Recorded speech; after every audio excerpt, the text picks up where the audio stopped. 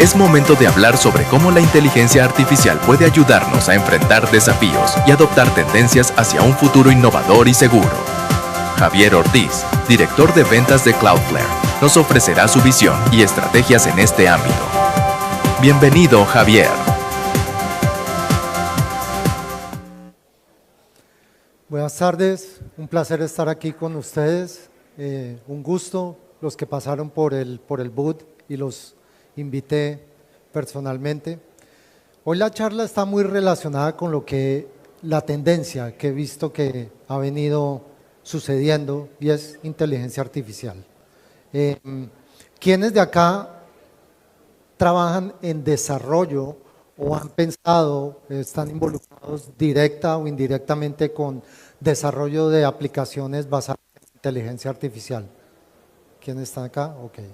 Bien, bueno, va a ser bien interesante.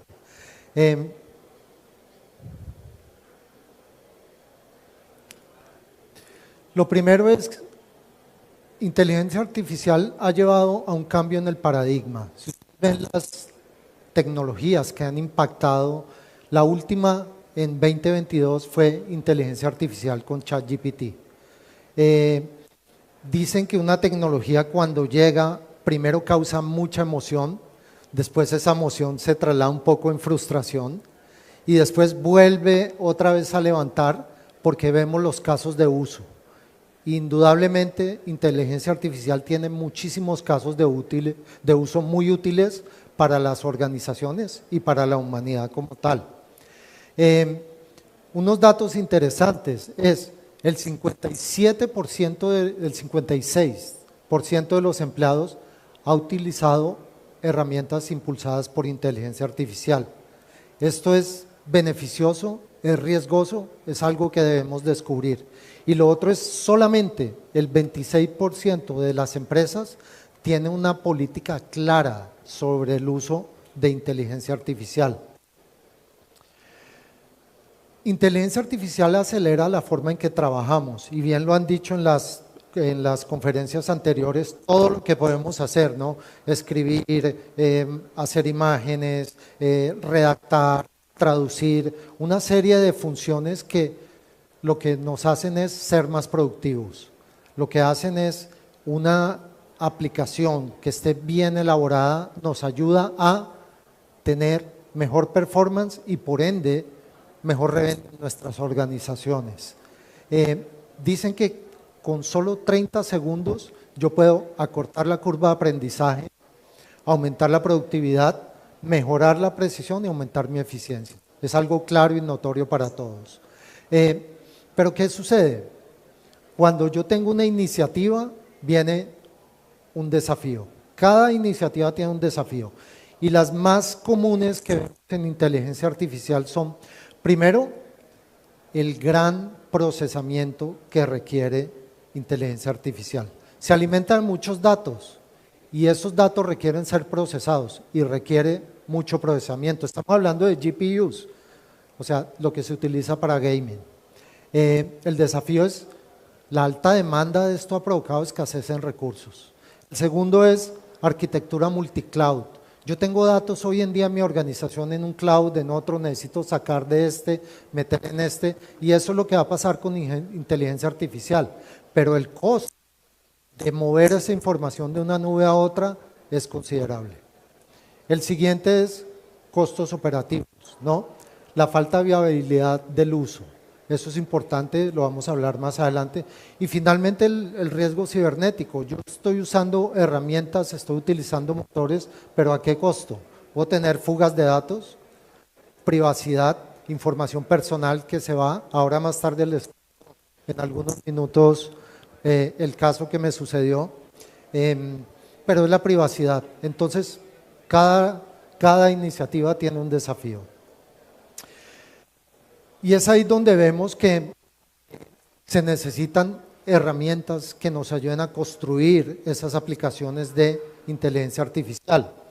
Primero viene la parte de consumo, y el consumo es cuando yo a nivel personal utilizo un ChatGPT, empiezo a consumirlo, empiezo a darme cuenta de todo lo que hace y después lo llevo a la organización.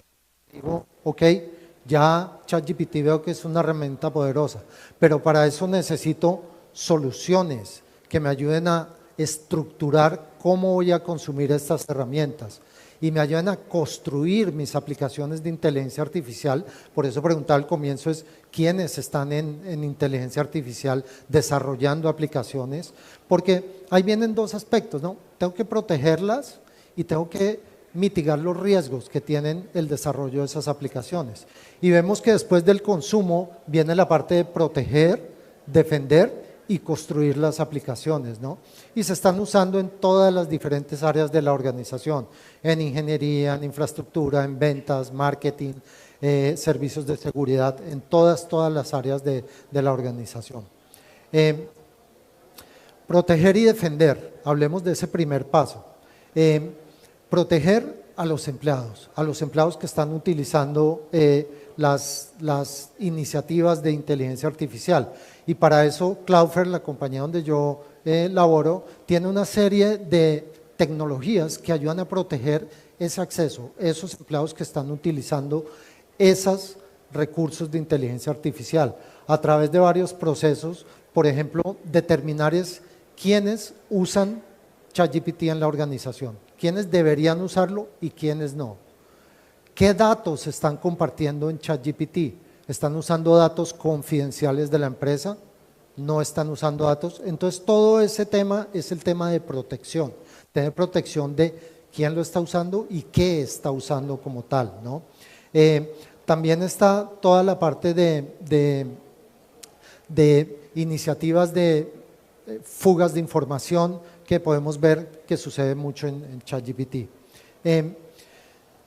Proteger los datos, todos esos datos, y hablaba en la lámina anterior, primero hay que cumplir con regulaciones y eso hay que tenerlo en cuenta, el GDPR, el PCI, todo esto hay que considerarlo cuando estoy desarrollando.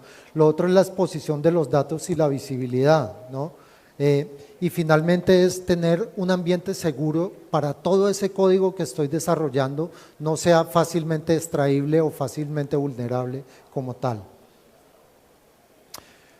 Recuerden algo, o sea, el AI, la inteligencia artificial, lo estamos usando nosotros para unos objetivos corporativos, unos objetivos de producción, pero también los malos actores, que aquí están definidos, son los ciberdelincuentes, también están invirtiendo en cybersecurity, están invirtiendo en inteligencia artificial, están invirtiendo y han pasado una serie de situaciones que han comprometido la organización precisamente con el uso de inteligencia artificial.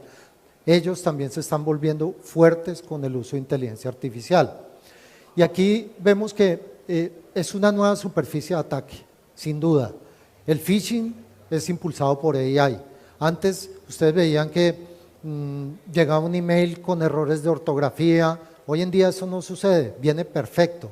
Hoy en día los modelos pueden estudiar la forma en que alguien escribe, la ingeniería social, que es secuestrar la cuenta de alguien y hacer un estudio a través de inteligencia artificial de cómo escribe, cómo saluda, cómo se despide, cómo la firma, y con base en eso cometer situaciones fraudulentas a través de inteligencia artificial.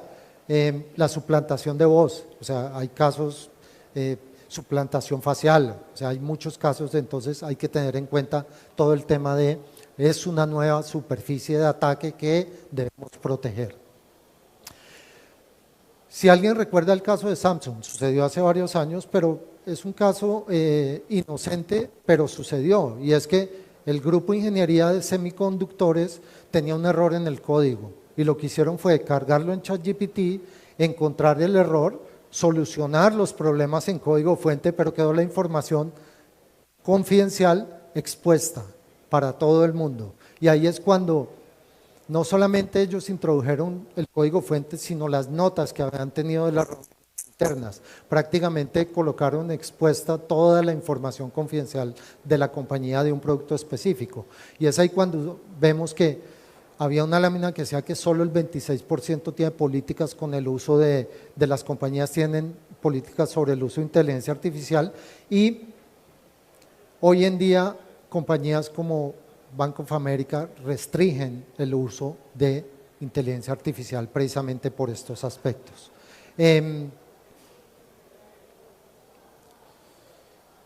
Voy a hacer un paréntesis para que vean cómo Cloudflare está utilizando la inteligencia artificial a la defensiva, es decir, viendo que viene toda esa información, que vienen muchas tendencias, cómo estamos utilizando a la defensiva y es protegiéndonos en el mundo de AI.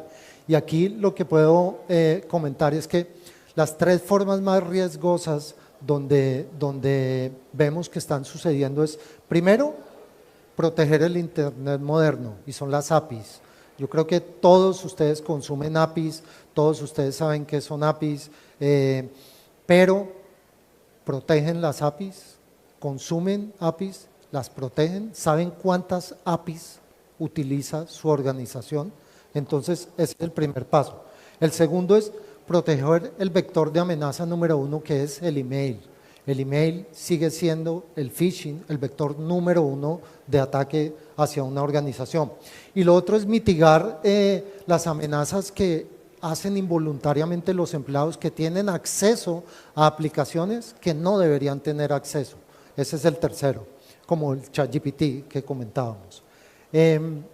Entonces, ¿cómo protegerse? Entonces, lo primero, las APIs representan el 57% del tráfico dinámico de la web y soportan aplicaciones. Ese número es muy alto, ese tráfico, 57% es un número alto a nivel de APIs. Y lo segundo es 9 de cada 10 ciberataques comienzan con una estafa de phishing.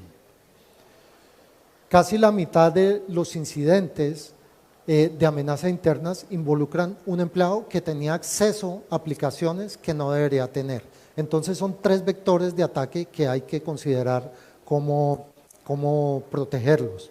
Y es aquí donde, por ejemplo, las APIs, este es un ejemplo algo gráfico, pero las APIs, y el mejor ejemplo que yo siempre doy cuando hablo de una API es una transferencia de fondos. Para yo hacer una transferencia de fondos, yo utilizo una API, lo primero que hago es ver mi balance en la cuenta, cuánto dinero tengo. Segundo, si tengo dinero, lo que hago es decir, cuenta origen, cuenta destino, y hago la transferencia. Entonces, las herramientas de Cloudflare lo que hace es empezar a estudiar ese modelo de la API, empezarlo a estudiar y hacer una secuencia, ¿no? Crear una secuencia lógica, y dice, para yo hacer una transferencia necesito seguir estos pasos ordenadamente y compartir esta información en los APIs. ¿Qué pasa?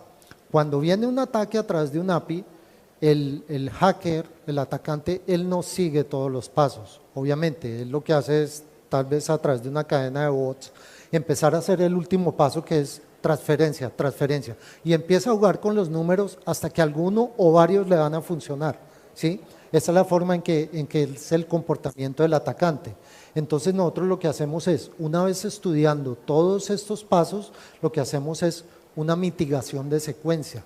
Cuando vemos que está sucediendo esto, automáticamente bloqueamos cada una de esas llamadas, y porque no siguen la regla que hemos definido con la secuencia establecida. Entonces, ese es un ejemplo de API que creo que es bien claro. Vamos a pasar esta. En la parte de phishing, todos ustedes saben que el phishing viene a través de texto y que lo detienen mucho con motores de análisis de texto. Pero ¿qué estamos viendo? O sea, cuando es texto, digamos que generalmente los motores anti-phishing lo detectan sin ningún problema.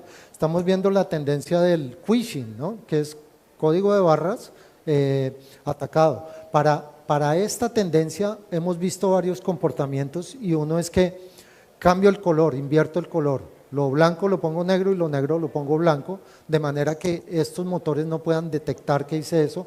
O lo otro es ofusco, ¿no? Le coloco un color o lo hago muy pequeñito como está en la parte de abajo, de manera que pase desapercibido a través de los motores. Entonces, ¿qué pasa? Nosotros tenemos tecnologías que son Computer Vision Engine, que lo que hacen es poder detectar todo este tipo de gráficas y poder determinar cuándo una gráfica de esta no es real, y lo que hacemos es un análisis del QR, ¿no?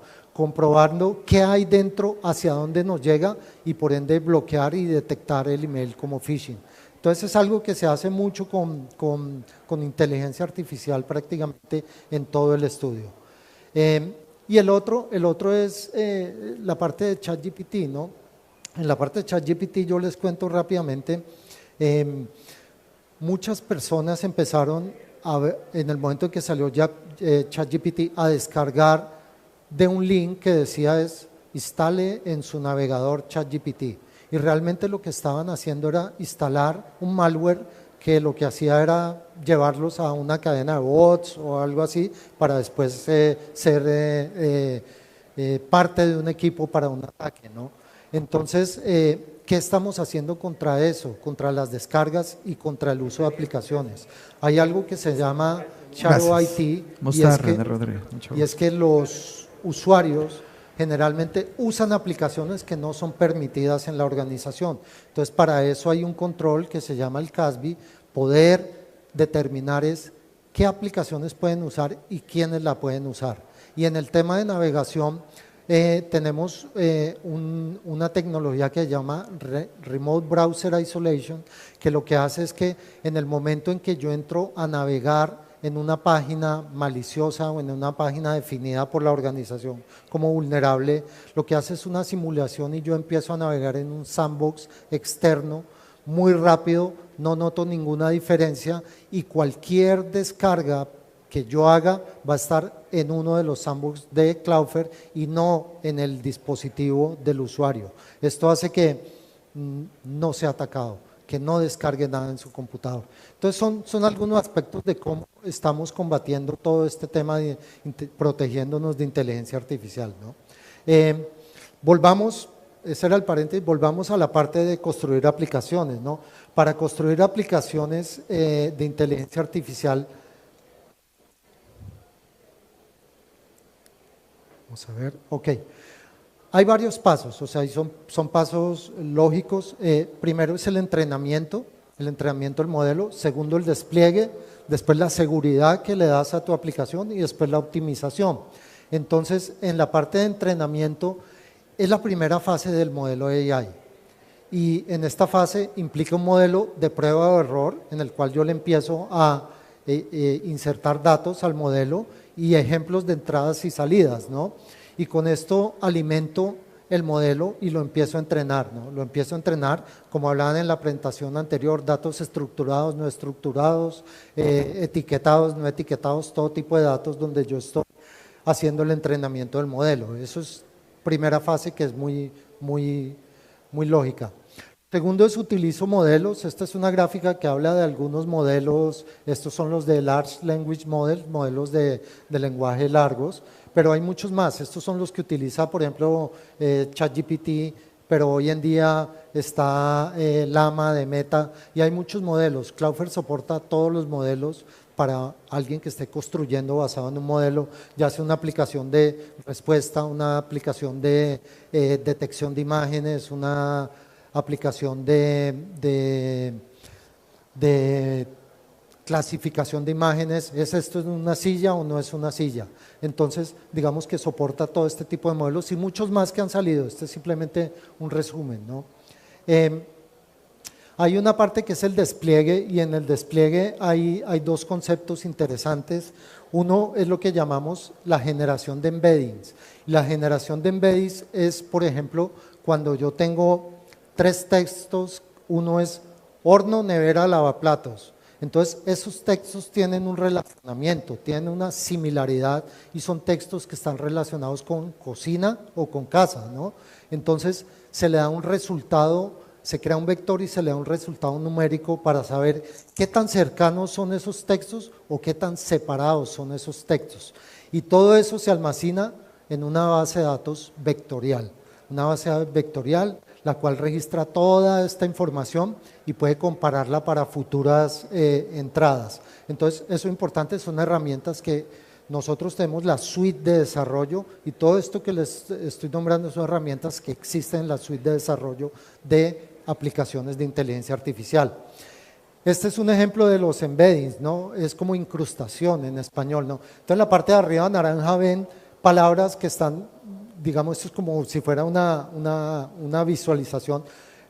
Horno, refrigerador, microondas, están todas cercanas porque tienen una relación con la cocina, ¿no? En el otro lado está cocina, baño, habitación, entonces están relacionadas más con la casa. Entonces el vector le da, de acuerdo a la similaridad, un puntaje para después poderla buscar y encontrar el resultado que estamos buscando. El despliegue, hay otra parte muy importante que se llama la inferencia, y la inferencia es poder extraer una conclusión a partir de datos totalmente nuevos. Y les doy dos ejemplos. El primero, los carros autónomos. Los carros autónomos, por ejemplo, reconocen una señal de pare, un stop, después de ver y meterle muchas fotografías y enseñarle, pero ellos tienen la capacidad de poder detectar un stop en una carretera por donde nunca hayan pasado. Y eso es, ese reconocimiento en el nuevo contexto es lo que se llama la inferencia. El otro modelo es, por ejemplo, si yo hago un modelo basado en el rendimiento, en el performance de jugadores de fútbol y hacer predicciones sobre el rendimiento futuro de ese jugador de fútbol determinado y decir, este jugador si nos va a dar la talla, no nos va a dar la talla antes de que firme un contrato, ¿no? Esa predicción se llama inferencia. Entonces es un término que va muy asociado cuando se hace el despliegue de una aplicación de AI y se llama ejecutar la inferencia. Entonces vemos que nosotros poseemos a nivel de desarrollo todas las herramientas para hacer entrenamiento, inferencia, optimización y seguridad de aplicaciones de desarrollo para aplicaciones de inteligencia artificial.